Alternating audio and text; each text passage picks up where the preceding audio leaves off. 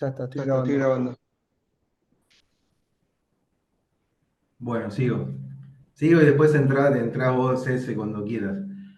¿Qué Tuve problemas estábamos? técnicos, Ari. Sí, nos dimos cuenta.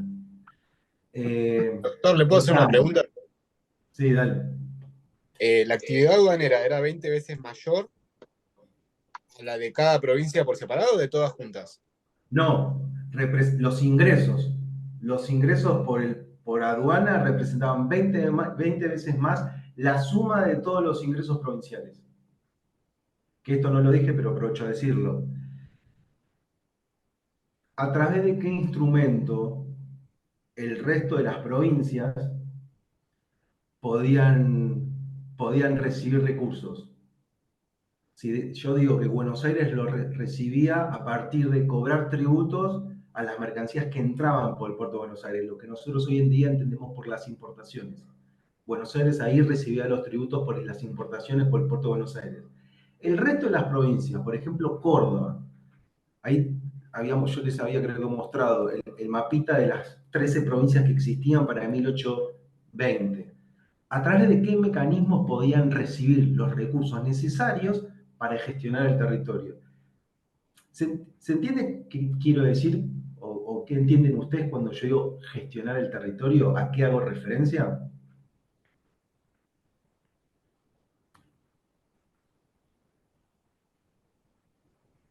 ¿No se entiende? Por Bien. ejemplo, Gestionar un ejército propio, por ejemplo. tener un ejército propio, correcto, o ¿Aduanas milicias interiores? provinciales. Sí, no sé quién iba a hablar. ¿Podría ser establecer aduanas interiores? Perdón que no sé quién me está mirando, pero sí, correcto.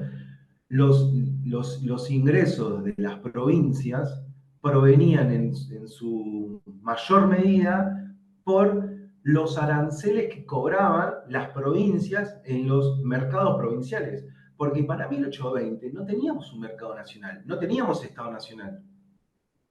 En 1853, que tenemos Constitución Nacional, no tenemos un Estado Nacional. Por eso ahí, insisto nuevamente, tratemos de pensar de otra manera esto de, che, es lo mismo Estado Nacional, es lo mismo Constitución Nacional. Todo eso se tiene que constituir y consolidar a lo largo del tiempo. Y de eso se trata la consolidación del Estado Nacional.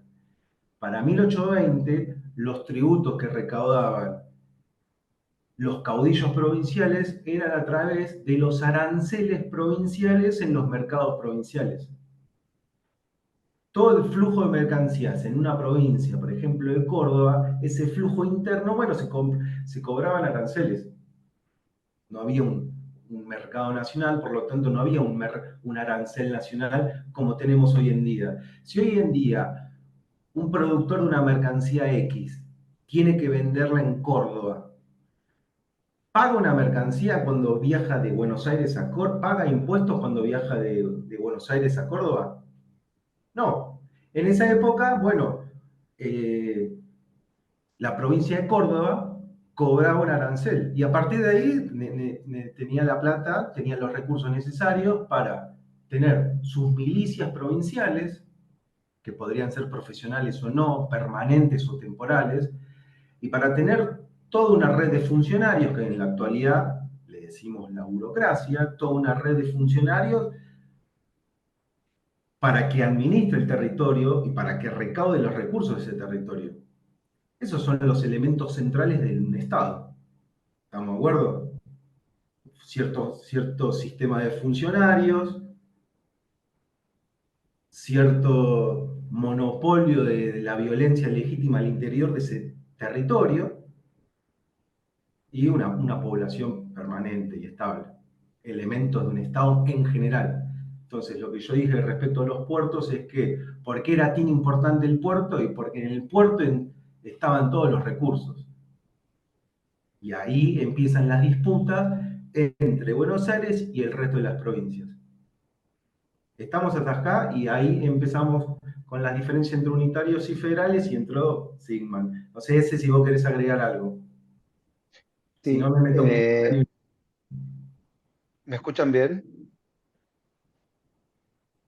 Me pasó de todo, no saben. No estoy para dar clases virtual con familia, es muy difícil, muy difícil. Discúlpenme, la cabeza en muchos lugares a la vez. Me tocaba dar a mí, pobre, lo dejé a Ari dando solo. Eh, bueno, sí, lo primero que quería decir, Ari, no sé si vos le comentaste, es que nosotros, además de, Ari estudia Derecho, yo soy abogado, pero en realidad los dos somos cientistas sociales, no sé si les comentaste. No. Entonces, ¿qué pasa? No es que nosotros no encaramos ningún tema desde una lógica normativa, este tampoco, ¿correcto? Eh, ¿Por qué damos el tema de coparticipación? Por supuesto que dentro de la materia, constitucionalismo económico es prácticamente es lo mismo que decir constitucionalismo en algún sentido, porque estamos en un mercado capitalista y la constitución se inserta en un marco de ayornamiento del país al capitalismo. Nosotros siempre en las clases que me tocaba a mí en esta materia dábamos revoluciones y formación estatal y revolución francesa, americana, inglesa, y no avanzábamos mucho más de ahí. Y este año decidimos dar coparticipación ya desde el año pasado porque veíamos que la problemática de la gobernabilidad pasaba por la distribución de los recursos en el flujo nación-provincias, ¿correcto? Entonces, en otros cursos ya siempre dábamos con participación cada vez con mayor énfasis, ya sea en la Facultad de Ciencias Sociales o Económicas, y en la materia que damos también, que es elementos de derecho constitucional. Le dedicábamos 2 clases, le dedicábamos 3 clases, y de repente se nos ocurrió hacer todo el curso entero de coparticipación, porque siempre nos quedaban cortas las clases. Ahora bien, ¿por qué digo todo esto? La idea es pensarlo en clave de gobernabilidad. ¿Desde dónde pensamos la coparticipación? Desde la posibilidad de un gobierno. Llamamos gobierno a alguien que manda y que tiene toda la situación o los acontecimientos controlados. Llamamos gobernabilidad a controlar los acontecimientos. Y dentro de lo que llamamos controlar los acontecimientos significa que no se te escape nada, ¿correcto? Y dentro de que no se te escape nada, cuando sos gobierno, no importa qué gestión, más allá de nuestra propia ideología, que por supuesto que la tenemos, eh, la variable coparticipación se fue volviendo poco a poco y con el tiempo medular en cuanto a controlar los flujos económicos y los acontecimientos. Y además, porque sirve para comprender este, la fisonomía de la Argentina en cuanto a las claves de gobernabilidad y al flujo de dinero y recursos. Entonces, es muy normal que digamos que Argentina es un país federal, ¿correcto? Pero de federal le queda poco, sobre todo si las provincias no recaudan por sí mismas. Y ustedes saben que las provincias no recaudan por sí mismas, pero en el periodo que Ari estaba mencionando, que es el periodo inicial, que va desde la Revolución de Mayo hasta 1880 o 90, no hubo grandes problemas en cuanto a esto. Creo que fue el momento más federal de la Argentina. ¿Por qué? Porque cada provincia recaudaba sus propios tributos. ¿Siguen esto que estoy diciendo? Entonces, ¿por qué era posible consagrar un federalismo? Porque a la autonomía que cada provincia reclama para sí, con derecho, no importa, la variable disponer de una caja, la variable económica, controlada por la propia provincia, podía dar la pauta de que el federalismo podía existir. Pero si las provincias tienen autonomía y ejercen todo el poder no delegado, pero no tienen recursos para ejercer ese poder no delegado, queda totalmente anulada la idea de federalismo a partir del momento en que a partir del momento en que la nación recaude y después distribuye. ¿Entienden? Entonces, es muy importante para gobernar esto. En el devenir de que se nos ocurrió hacer un curso de coparticipación, Milei asumió la presidencia. Y cuando asumió la presidencia, está planteando un escenario totalmente distópico, disruptivo, que no estábamos preparados, lo cual, más allá de mi enemistad furibunda con el gobierno, me apasiona ver qué va a pasar en términos politológicos. Siguen el razonamiento, decir, ¿qué va a pasar con este quilombo? Entonces, bueno, se hace más necesario aún que entendamos cómo funciona la coparticipación en función de la gobernabilidad para que también podamos entender el escenario actual. No sé si ustedes siguen noticias de qué tipo, pero hace 2 semanas se juntaron gobernadores del sur y armaron un documento que se llama Las Provincias Unidas del Sur. No sé si escucharon. Y el presidente le contestó. ¿Y por qué arrancamos en 1810 para entender nuestro presente? Porque no hay forma de entenderlo. No hay forma de entender el derecho público, no hay forma de entender nuestras instituciones y la fisonomía de la Argentina si no hacemos el recorrido histórico. Porque la historia o quien escribe la historia de las instituciones es la base sobre la cual se asienta el derecho público. La Constitución, sus articulados, el artículo este, 26 de los ríos navegables, sin aduanas internas, no es, no son artículos pacíficos, son artículos polémicos de la Constitución, son declaraciones de guerra interna. ¿Sí? Vamos a periodizarlo, pero recién en 1890 aparece el primer conflicto. ¿Qué conflicto? El conflicto entre nación y las provincias, porque recién a partir de 1880, como Ari estaba explicando, tenemos un gobierno federal con instituciones federales que piensa a las provincias en clave nacional, pero desde el momento de la Revolución de Mayo hasta el momento de la instauración, de la consagración de lo que el modelo de Roca, vamos a decir, no había una idea de nación única que hubiese triunfado. Había muchas ideas de nación distintas y ninguna se podía imponer a las otras. ¿Siguen este razonamiento? Recién logramos la imposición de una idea por sobre el resto de las ideas después de 1860. ¿Sí? Que es con la incorporación de la provincia de Buenos Aires a la Unión de Provincias. Y recién, me siguen, ¿no? Todos sabemos que en 1853 se consagra una constitución, pero también sabemos que la constitución, que la provincia de Buenos Aires no participa de esa unión. En 1860 empieza la participación. Voy a decir estos primeros datos que vamos a repasar de vuelta más adelante, pero porque son claves. En 1860 aparece Buenos Aires dentro de la Confederación de Provincias. Pero en 1880, esto lo dijiste, Ari, porque me fui en un momento. No sé, la capital federal nace como tal, que es la ciudad autónoma. No sé dónde están ustedes, pero yo es el lugar donde estoy ahora, a 2 cuadras de la Embajada de Estados Unidos, en el corazón del poder.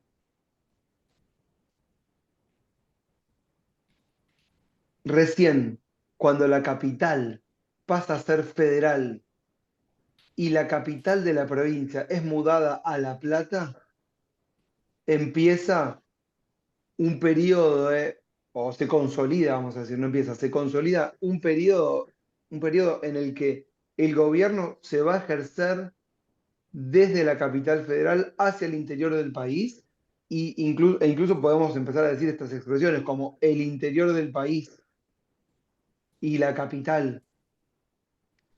Y desde la capital se controla el puerto, que siempre fue así, pero al mismo tiempo se controlan el resto de los tributos. ¿Sí? Y en 1890 se le quita a las, no, 1890, perdón, en 1935 se le quita a las provincias la posibilidad de recaudar por sí mismas. Y a partir de ahí ya no tenemos más la posibilidad de que las provincias gobiernen autónomamente. Yo vamos a volver a repetir todo esto porque ahora voy para atrás. ¿Por qué surge toda esta problemática recién ahora? ¿Por qué no charlábamos de esto antes? ¿Por qué creen?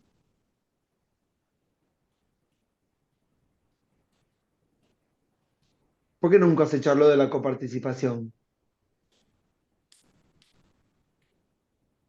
O sea, se hablaba de peronismo, de proscripción, este, Porque nunca hubo un conflicto, nunca, siempre se les daba lo que las provincias dentro de todo se puedan acomodar. Sí, Se viene en como a básicamente realidad, cambiar, se viene a alcanzaba para cambiar distribuir. termina Manuel y después vos, Melina. se viene a cambiar la forma. Lo que están buscando ahora es que cada provincia sea un poco más independiente, si quiere, que dependa menos de la nación. Sí, igual la pregunta era por qué no charlamos de, por qué en la historiografía argentina, en los debates públicos, en las problemáticas, este tema no aparecía. No tenemos debates sobre la coparticipación en el pasado. ¿Entienden la pregunta? O sea, se hablaban de otras cosas, pero no de Sí, esto. porque estaba cómodo en la forma en que estaba antes. Más allá de que haya conflictos, se terminaba como emparchando. Me No gusta se el respetaba, optimismo. No, no se en realidad, respetaba. sí, no. Para ir más, Melina, ¿qué ibas a decir? No, porque hubo una conveniencia política, digamos, en la distribución. Tiene que ver también con, o sea, con la emisión, con poder cubrir las necesidades de las provincias y un rol político en cuanto a la negociación con cada gobernador. O sea, la arbitrariedad terminaba siendo beneficiosa eh, para no ver este tipo de cuestiones que hacen a la coparticipación.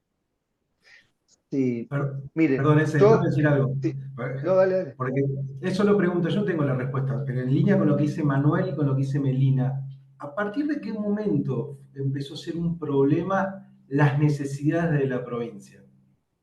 Porque pensar la historia de la coparticipación es pensar la historia de la formación propia del territorio argentino y la nación imaginada por los protagonistas de todas las épocas, del siglo XIX y siglo XX. Entonces, en algún momento, o a partir de que empezó a ser un conflicto, empezó a ser un problema las necesidades de las provincias, porque a partir de ahí se construye la idea de que las provincias son deficitarias porque gastan más de lo que recaudan, no hay una correspondencia fiscal, eso es un problema y ahí empiezan los conflictos.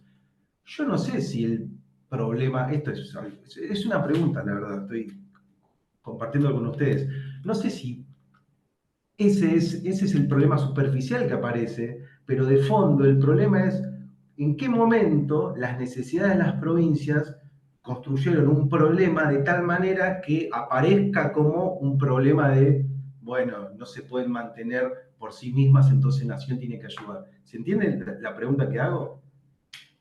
Entonces nos tenemos que ir al siglo XIX para ver, bueno, ¿y cómo se pusieron de acuerdo las provincias entre todas para constituirse como un Estado nacional? ¿Cómo quedaron paradas, algunas bien posicionadas al mercado internacional, otras no tanto? ¿Cómo fue ese desenvolvimiento a lo largo del siglo XIX y el siglo XX? Porque si nos quedamos solamente con la idea de la correspondencia fiscal, estamos viendo la mitad de la película.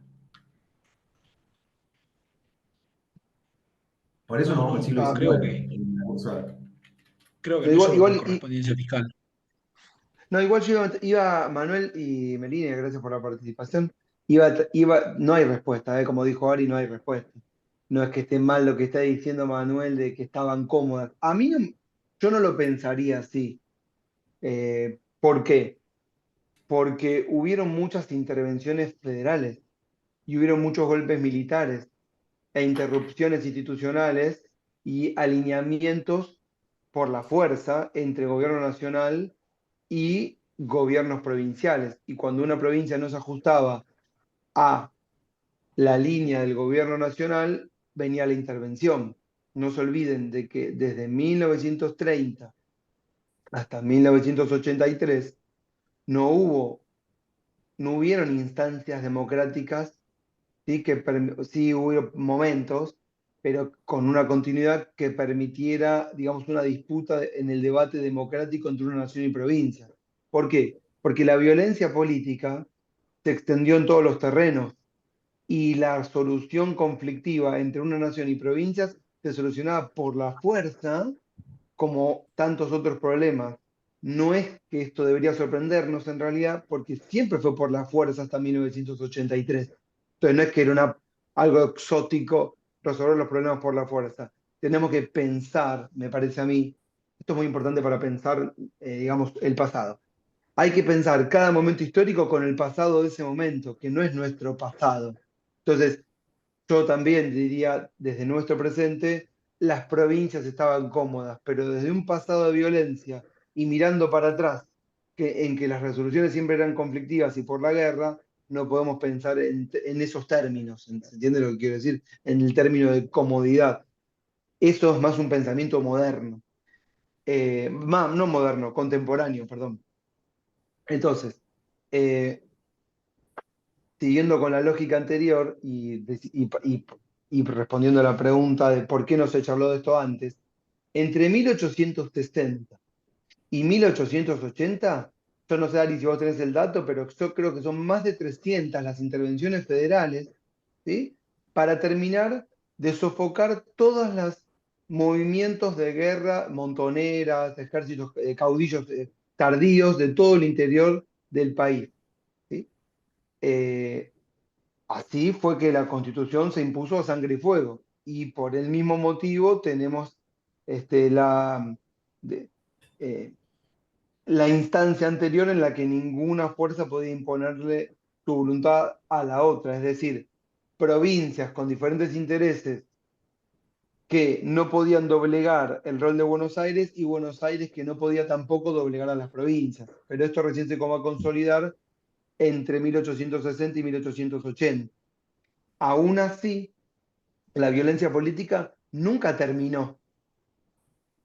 Nosotros tenemos el periodo que va desde 1880 a 1916 con un periodo de restricción en la participación popular, ¿correcto? Y recién con el sufragio, esto es dato fundamental para la historia de la Argentina, aparece la sociedad politizada, que empieza a participar activamente, a votar y cambia la forma de legitimar y aparecen las sociedades de masas. Y también aparece la idea de un gobierno nacional o de proyectos de unidad nacional. ¿Y cómo se resolvían los problemas entre el 16 y el 83? Como se resolvían antes, tal vez no la guerra abierta, como era entre un caudillo y otro, pero sí la violencia política. Es decir, podemos entender que el periodo que va del 30 al 83 es un periodo de transición hacia el periodo de la pacificación que es del 83 en adelante, democrático, que ojalá perdure.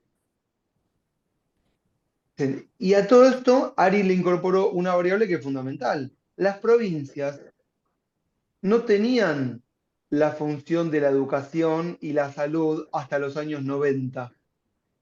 ¿Sí, en esto que digo? Y al mismo tiempo, no era respecto de la economía la idea que tenemos actual de la que teníamos antes. Antes se era, si me permiten, se era mucho más desprolijo en lo económico que lo que somos ahora. No sé si por una imposición que viene del mercado internacional, del FMI, de la caída del muro, pero la idea de una... Espera un segundo, armate todo allá y cerrame todo. Mati ya sabe. Perdón, llegó mi hijo. Eh, Perdí el hilo, la puta madre. ¿Qué estás diciendo? Ah, sí, la idea de la prolijidad en la economía. Los gobiernos no eran tan prolijos como ahora en el sentido de hay que mantener el déficit, hay que crecer, eh, y hay que distribuir las variables económicas. Todo eso se fue conformando mucho tiempo después. Entonces también esta idea de que las provincias gastan más de lo que reciben, o las provincias se endeudan con nación, en el extranjero, son todas ideas muy modernas, ¿entienden? Muy contemporáneas. Todo esto no estuvo pasando en la historiografía argentina. Por eso tal vez es que no tenemos tanta bibliografía ¿Atendés vos, Eli? Gracias, mi amor. Por eso es que no tenemos tanta bibliografía respecto de la historia de la coparticipación, ni se ha teorizado tanto respecto de la coparticipación. Y por eso es que nos animamos a hacer un curso solo de coparticipación. Hoy, ¿me están siguiendo todo el razonamiento? Un poco, la verdad, les digo la verdad. Perdí el hilo porque Ari sabía que yo tenía que arrancar en 1810 y estuve 45 minutos afuera. Pero bueno, no importa, retomaremos. Eh, pero se nos planteó, y quiero traer este problema, se nos planteó el tema de qué bibliografía darle. Porque no hay un manual, si bien nosotros nos peleamos con todos los manuales, no damos ningún manual de nada porque ningún manual nos cae bien, este, no hay, de coparticipación no hay directamente. Y si bien los manuales de derecho constitucional no nos gustan porque ideológicamente nunca coincidimos, de coparticipación directamente no hay, ¿sí? Entonces, bueno, dijimos, ¿qué darle? Para, Eli, ¿me cerrás todas las puertas, porfa? Gracias. Eh, y bueno, yo hoy me tocó estar en mi casa, que tiene sus pros y sus contras. La contra es que tremendos despelotes domésticos. Bueno, lo positivo. Eh, tengo mi biblioteca acá. Así que traje todos los libros para decirles, miren todas las cosas que quería darles y es difícil. Esperen, voy a empezar. Ari les dejó, están con paciencia, ¿no? Les, les dejó Jorge Abelardo Ramos, Un capítulo. un capítulo. Ah, pará, ¿vieron otra cosa? ¿Vieron el texto que está en el WordPress? Ari, ese texto que dejaste en WordPress es el que escribimos para el Congreso, ¿no? Es así. Hay un señor que se llama Juan Pividori, que escribió este libro, que se llama, no se ve nada, ¿no? Federalismo y coparticipación. ¿Se ve ahí? Bueno, Sí, sí, se ve. bien. Eh, Juan Ignacio Pividori. Vive en Santo Tomé. Santo Tomé, para los que no conocen, yo tampoco, es como el Avellaneda de la capital. Cruzas un puente y estás en Santo Tomé. Es en Santa Fe. Eh, y descubrimos que escribió este libro que no es académico, pero está lleno de datos espectaculares. Lo llamamos, le dijimos, Juan, nos gustaría que nos des alguna clase. Nos mandó el libro, ¿sí? Y le contamos que íbamos a dar un curso de coparticipación. Y yo le dije, Juan, aguantame que vea qué onda los alumnos. Si tenemos un buen curso, te invito a una clase. Si mantenemos esta audiencia y un poco de entusiasmo, lo invitamos. Juan está recargado ideológicamente. Nosotros también, para nosotros también, pero también nosotros somos conscientes de que estamos en la facultad y hay un debate constante entre ideología y ciencia, y somos conscientes. Nosotros, al venir de las ciencias sociales, sabemos de esto, y sabemos que a muchas y muchos les molesta cuando decimos cosas con las que no coinciden, pero esto es inevitable. Así que igual siéntanse libres de decir lo que tengan ganas, eso es lo más importante. Siempre en algún momento hay que aclararlo. Bueno, eh, y justo el fin de semana le hablé a Juan. Le digo, Juan, bueno, ya tenemos el cronograma, vamos a dar estas 8 clases. No sé si ustedes pudieron ver las 8 clases que están en el WordPress. Podríamos dar más, pero no tenemos más tiempo, pero bueno, vamos a ver. Y nos dijo, armamos un grupo con Ari, que le pusimos la tapa del libro, que está bueno que la vean. No sé si pueden ver la tapa. ¿Ven ahí? No se ve nada, ¿no? No se ve nada. Pero bueno, lo que muestra ahí es, lo rojo es la Liga de los Pueblos Libres del año 1815. Y es de este lado, las provincias del Congreso de Tucumán. Después les mando la foto. También tenía que decir esto que lo digo ahora. La Argentina, el mapa de Argentina que nosotros tenemos en la cabeza hoy no tiene nada que ver al mapa de las provincias de 1860, ni tampoco a las provincias del 1950. ¿Sí? es otro país, son otras provincias, nada que ver. Y Juan nos comentó el fin de semana que hay un congreso de coparticipación.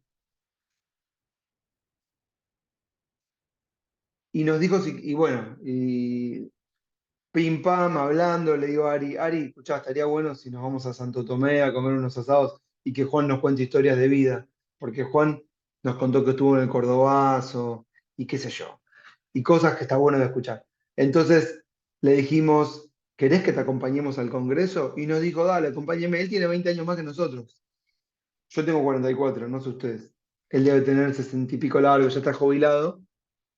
Me encanté que nos tomamos unos Fernet y vamos al Congreso. Entonces armamos el fin de semana un texto urgente para mandar al Congreso, que es ese que dejó Ari en el WordPress, que son 3 paginitas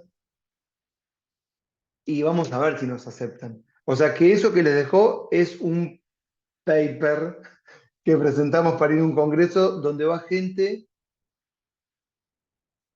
mainstream, gobernadores, gente que va a hablar de números sin importar la política que está de fondo. Y nosotros vamos un poco a romper todo. No con ánimo de romper todo, con ánimo de charlar, de jorobar, de ver qué caras ponen, nada más, no hay que... Sin mucha animosidad, ¿eh? Y escuchen esto, sin pretensiones de verdad. No tenemos ninguna pretensión de verdad respecto a decir lo que nosotros decimos es así. Nada de eso. ¿Bien? Entonces, ese primer texto lo presentamos para un congreso. Durante el transcurso de esta semana les contamos si vamos a ir al congreso. Que si vamos, está bueno. Bueno. Eh, el primer texto el capítulo que dejó Ari de Jorge Abelardo Ramos se llama, es una obra muy conocida de este autor, que es un autor revisionista, ¿sí?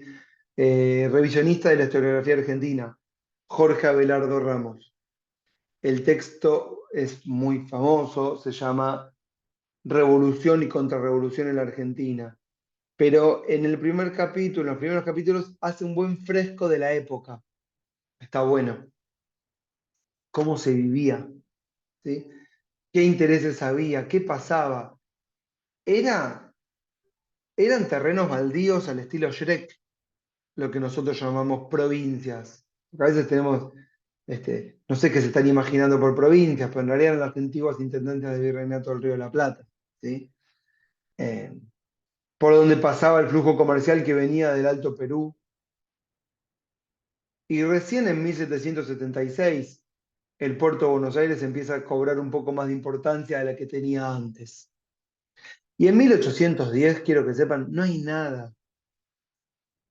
No sé qué se imaginan, pero en realidad es una pequeña declaración de unos fanáticos locos acá que estaban pidiendo por la vuelta de Fernando VII en un proceso que se llamó el juntismo. No sé si escucharon sentir alguna vez, ¿sí? Que eran juntas de gobierno para pedir que vuelva Fernando al trono porque estaba encarcelado, saben, ¿no? Porque Napoleón había conquistado todo y había puesto a su hermano Pepe a cargo de la corona española. Y de 1810 a 1820, yo escuché que Ari empezó hablando de 1820, no hay nada todavía. Recién el debate en 1820, ¿saben cuál es? Si somos monarquía o república, que son las únicas dos formas de gobierno que existen en el mundo. ¿Está? Y esto es para ir con la bibliografía. Un texto que, bueno, voy a pasar ahora un recorrido de libros que tenemos en la cabeza, que yo tengo en la cabeza por lo menos. Bueno, el de Juan Pidori lo vamos a trabajar bastante, sobre todo en la parte de datos, muchos datos a partir de los 90. Este tema de la coparticipación tiene un antes y un después a partir de la época, a partir del menemismo. Antes del menemismo, una cosa, después del menemismo, otra muy distinta. Ari, ¿les dijiste de qué año es la ley de coparticipación? No, no importa. Yo arranqué en unitario y federales porque pensé que 1900 va a ser las clases que vienen, así que no No sé. importa, pero este dato no es menor. ¿De qué año es la ley de coparticipación actual? La ley actual, ¿de qué año es?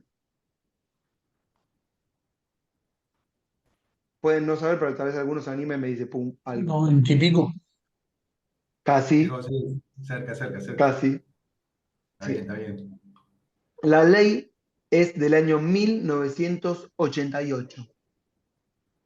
¿Sí? La ley actual de coparticipación es del año 1988. ¿Está claro este dato? Este dato es fundamental. ¿Qué nos está queriendo decir como primera aproximación que la ley sea de 1988? Que recién en democracia el tema se aparece como un problema. Che, hay que resolver esto. Este tema que viene siendo postergado porque estábamos con los golpes militares, los desaparecidos, las torturas, las apropiaciones de bebés, las proscripciones, la vuelta de Perón, ¿entienden, no? Las Argentinas imaginadas, a ver si lo tengo por acá, esperen, la Argentina imagina acá, espérenme, la Argentina imaginada. Este es muy lindo de Hernán Brienza, también un historiador peronista, pero que piensa, no piensa, hace un desarrollo, eh, digamos, de los diferentes intelectuales que pensaron diferentes proyectos de país. ¿Sí? Mariano Moreno, y, Alberdi, Sarmiento, eh, Roca, pero más que Roca, Leopoldo Lugones. ¿Sí? eh, Scalabrini Ortiz, Caurete, el peronismo, Forja. El libro llega hasta creo que hasta el 70, antes del 76 termina.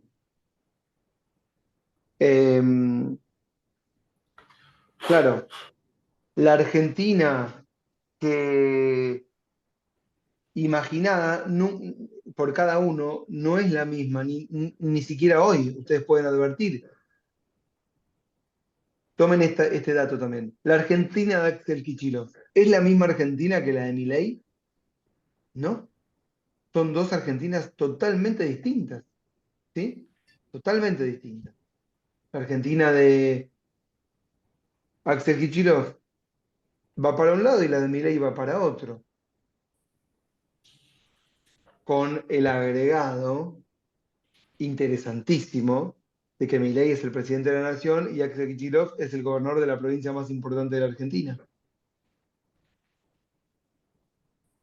No pasó en la historia de nuestro país tantas veces que el gobernador de la provincia sea de un signo político tan opositor al gobernador del país. No pasó tantas veces.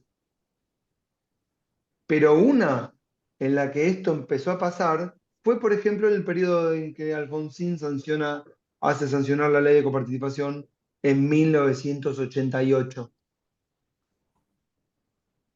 ¿Sí?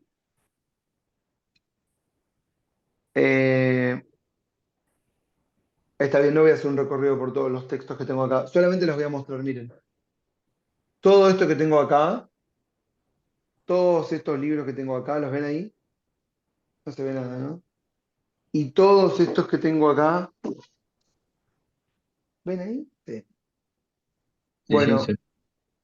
no sé, podría estar tengo de todo, y no sé qué darles primero. Tengo biografía de Urquiza, biografía de Dorrego, de San Martín, de Artigas, tengo las bases de Alberdi, Revolución y Contrarrevolución de Tulio Alperindongui, breve historia contemporánea de Luis Alberto Romero, historia argentina de Rapoport, este, el éxodo jujeño. Esta historia me encantó. Tengo la historia de Mariano Moreno. Tengo uno hermoso que leí en el verano que se llama La causa de la libertad, que es una investigadora que trabaja la relación entre el Santo Oficio, la Inquisición en España, en Perú y en Buenos Aires en el siglo XIX, que me hizo cambiar la mirada que tenía sobre Rivadavia. Siempre lo odié hasta este libro que no me empezó a caer tan mal ahora Rivadavia. Fíjense. Esto también para que vean que puedo cambiar de ideas, si me convencen. Bueno, ¿por qué estamos diciendo estas pequeñas cosas? Porque va a ser difícil dar una biografía unificada. Vamos a ir dando pequeños textos y contando una historia de la Argentina con la cual pueden estar de acuerdo en algunos tramos, pueden no estar de acuerdo en otros, pueden no saber nada, que también es probable, pueden no saber nada, y llevarse unas primeras impresiones, lo que nos hace ir con mucha más cautela en el sentido de no lo tomen como verdad. Nada en la historia es definitivo, es una reconstrucción constante, ¿correcto? Eh, y yo creo, Ari, si estamos bien, que la mitad de las clases van a ser hasta los 90 y la otra mitad van a ser de la problemática actual. Nos interesaría tomar una parte ya de la clase que viene para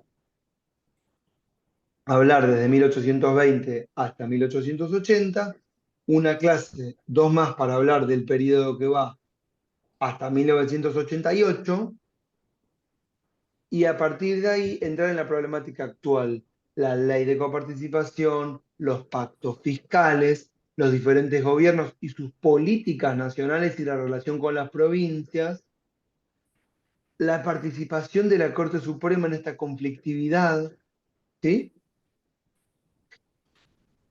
Como para dejarles un escenario planteado, bueno, y una de esas clases va a venir Juan Pividori, como para dejar planteado hacia el final de la cursada, ¿qué cosa?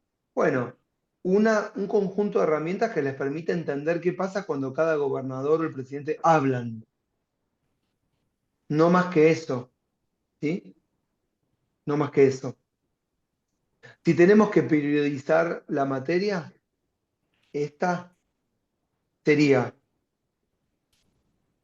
de 1810 a 1890, ¿sí? Ese es un primer gran periodo. 1890 tenemos el primer momento en que un gobierno nacional, escuchen, esto también lo tienen que saber para siempre, para esta materia por lo menos, para esta cursada, un gobierno nacional que se financiaba con los recursos del puerto, empieza a tener problemas y mete mano en la lata de las provincias. 1890 es la primera vez que pasa. El país arranca en 1880 y en 1890 tenemos el primer problema. ¿Comprendieron? Es muy fácil decirles, no, hasta 1890 cada provincia se arreglaba con sus propios recursos. Es muy fácil decir esto, pero no es tan sencillo. El sistema impositivo no es ágil, el que recauda tal vez es el mismo que gobierna, no había tanta disociación entre el político y el economista, ¿entiendes? O el industrial o la burguesía. Los actores políticos y los actores económicos son las mismas personas. Comprenden, ¿no? Urquiza, que es el gran protagonista de la Constitución, es un gran industrial, invierte en trenes, tiene campos, es un apasionado del comercio.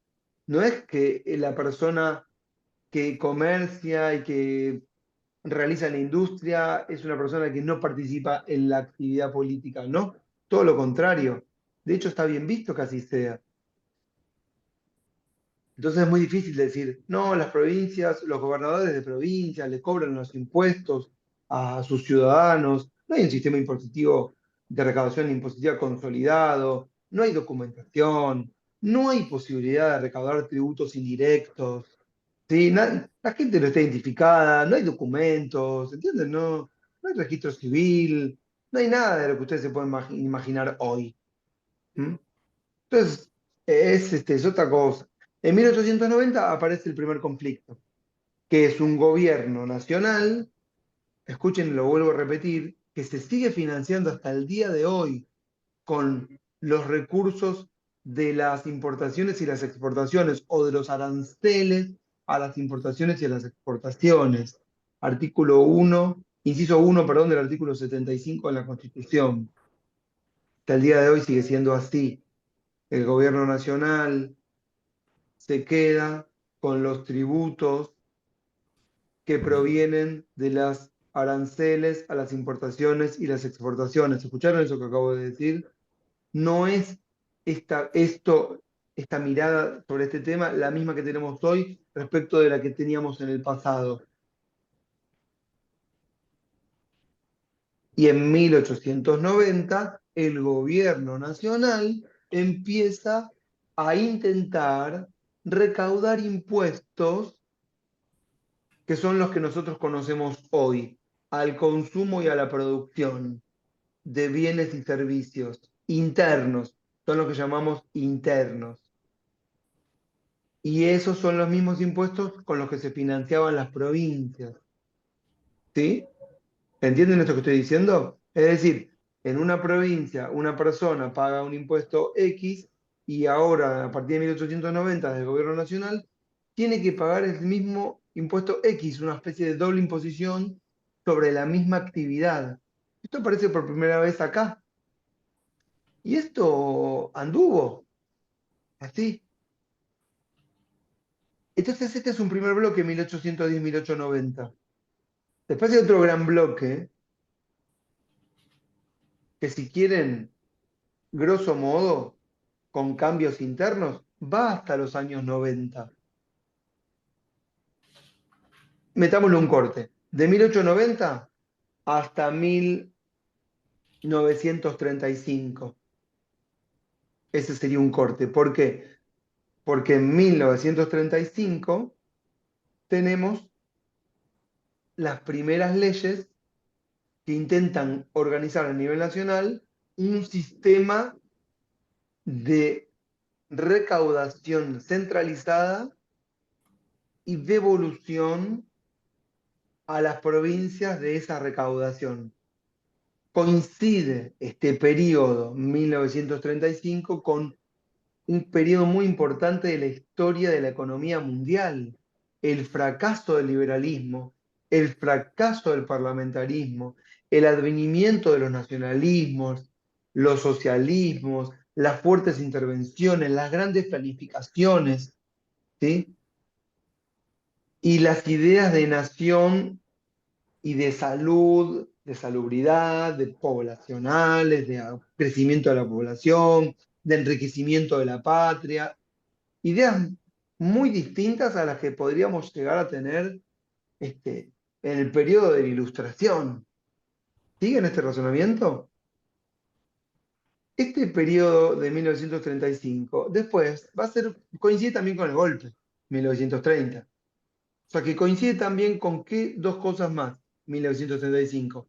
Coincide con la socialización política de las masas, la socialización política de las masas. Es decir, ahora todos participamos en política, que para el gobierno o para los gobiernos también es un nuevo desafío. ¿Por qué? Porque para legitimarse necesitan que las masas estén de acuerdo con sus políticas, ¿sí? Entonces la legitimidad es una legitimidad popular, las elecciones cobran importancia, pero también la gestión cobra mucha importancia, la propaganda política cobra mucha importancia, cambia la forma de hacer política. Y esto es un periodo que también coincide con la violencia. Ya no la violencia de las guerras del siglo XIX, porque ya hay una institucionalidad que es la de la Constitución de 1853-60, que se impone por la fuerza, y lo vamos a ver la clase que viene, durante el periodo que va de 1860 a 1880. Es el gobierno federal que penetra en todo el país. Entonces va a ser un periodo que le vamos a llamar golpes de Estado. ¿Por qué de golpes de Estado? Porque ya hay un gobierno nacional, ya hay una institución, hay un presidente. No es que ahora hay un gobernador, un directorio, un triunvirato, una junta. No, hay un presidente nacional. ¿Sí? Entonces, ya no va a haber más una idea de reemplazar la presidencia por otro tipo de cargo, sino que va a haber un golpe institucional para tomar el cargo. No es lo mismo. O sea, no es una revolución, es un golpe de Estado. Es decir, las instituciones, en algún sentido, no se modifican, lo que hacemos es tomar por asalto esas instituciones, y es que eso es válido o permite, válido en el sentido de sirve para gobernar. Porque, ustedes entiéndanlo, nosotros a partir de 18, ya estamos casi a la hora, a partir de 1820 dejamos de tener autoridades nacionales con el último directorio, el último director supremo que fue Rondó. Y de ahí hasta 1860 no hubieron más autoridades nacionales hasta la presidencia de Mitre, ¿sí? Pero es la presidencia de Mitre la que se consolida como la presidencia. Antes de eso fuimos cambiando los tipos de cargo. Podríamos haber tenido un monarca, no lo tuvimos. Pero tuvimos triunvirato, tuvimos junta, tuvimos directorio. Pero a partir de 1860 tenemos presidente. A partir del golpe de 1930 empiezan los golpes de Estado. Y a partir de 1983, en democracia, empiezan las discusiones respecto de este tipo.